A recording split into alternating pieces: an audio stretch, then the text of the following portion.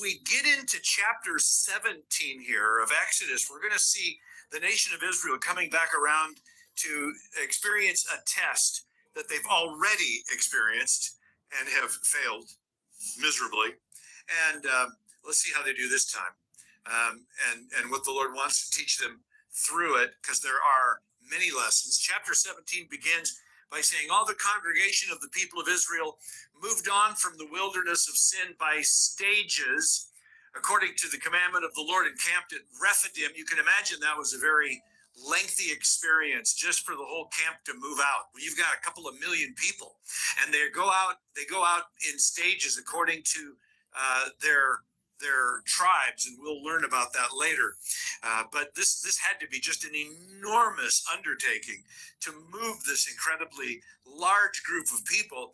And it says that when they came to that area of Rephidim and set up camp, there was no water for the people to drink. And therefore the people quarreled with Moses and said, give us water to drink.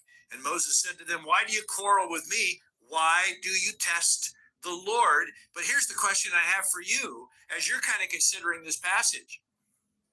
Did the Lord know that there would be no water at Rephidim? Yeah, of course he did. Next question.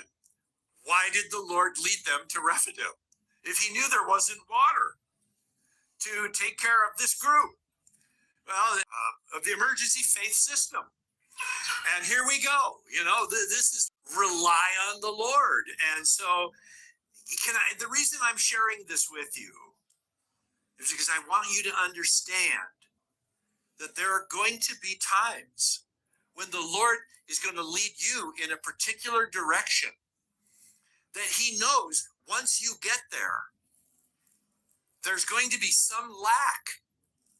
And he does that on purpose so that you will learn to trust in him, to rely on him. The Bible tells us very clearly the Lord tests us. And I know you probably don't like tests. Neither do I. I didn't like them in school. I don't like them ever since I got out of school.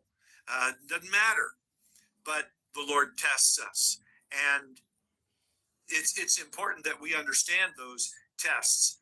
Verse 3, it says, but the people thirsted for water, and people grumbled against Moses and said, why did you bring us up out of Egypt to kill us and our children and our livestock with thirst? And it's a brazen thing to say, especially when God has shown them so many times and in so many ways his grace and deliverance and mercy.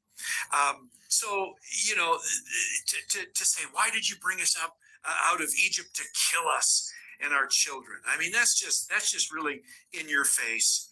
So you'll notice Moses' response. It says, so Moses cried to the Lord saying, you know, what shall I do with this people? They're almost ready to stone me. So he was concerned. It looks like he might have even been afraid for his life. And the Lord said to Moses, pass on before the people, taking with you some of the elders of Israel, and take in your hand the staff with which you struck the Nile.